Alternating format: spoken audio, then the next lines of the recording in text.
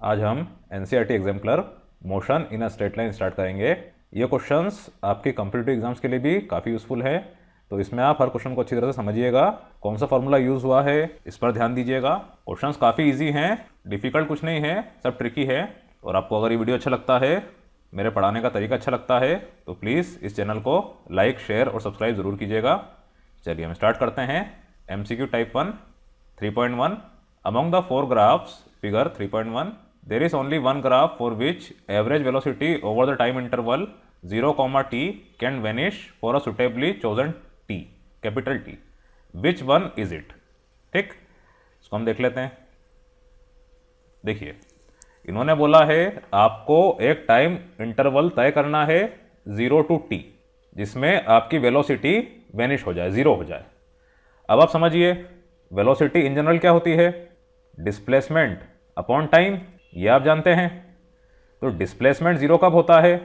आपने ये आपकी प्राइमरी क्लास में ही पढ़ा है, प्राइमरी क्लास ना बोलूँ तो हाई स्कूल में ही पढ़ा है, 9th 10th क्लास में, कि अगर एक बॉडी मान लीजिए वो इस ए पॉइंट पे है, ए से ये बी पे जाती है, फिर बी से वापस से ए पे आती है, इस तरह से,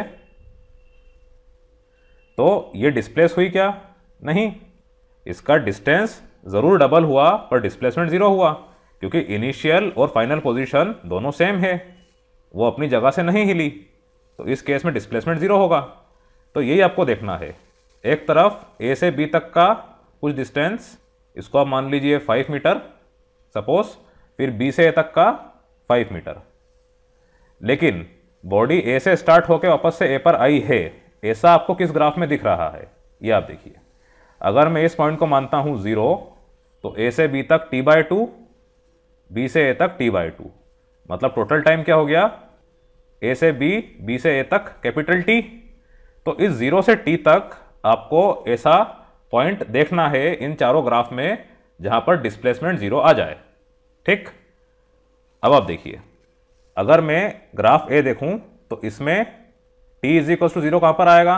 ऑब्वियसली इस जगह पे, ये वो पॉइंट है जहां पे t = 0 है। अब अगर ये ग्राफ इस तरह से नीचे होता लाइक दिस, तो इधर मैं t = कैपिटल T मान लेता, क्योंकि ये वो पॉइंट है जहां पे आपके डिस्प्लेसमेंट की वैल्यू सेम होती, ये जो x की वैल्यू है ओवर y एक्सिस ये सेम होती, पर ऐसा पॉइंट यहाँ पे नहीं मिल रहा है। ये जो आपका ग्राफ है ये इधर ही खत्म हो गया, तो 0 से t ऐसा आपको नहीं मिल पा रहा है।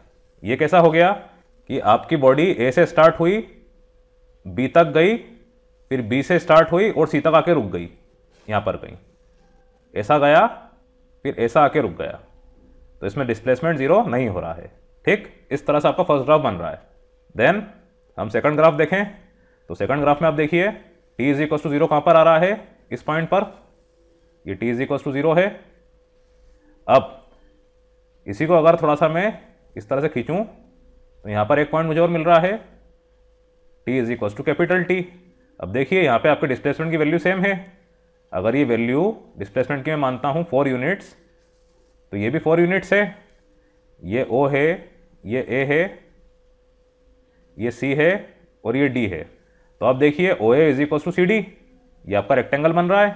तो इस केस में बराबर ऐसा हो रहा है कि आपकी बॉडी इस पॉइंट से स्टार्ट हुई, इधर गई, फिर इस पॉइंट से स्टार्ट हुई, इधर वापस आ गई, ऐसे गई और ऐसे आ गई, A to B, B to A। तो यहाँ पर आपका डिस्प्लेसमेंट 0 है, क्योंकि initial position final position same है। तो इसका आंसर क्या है? B।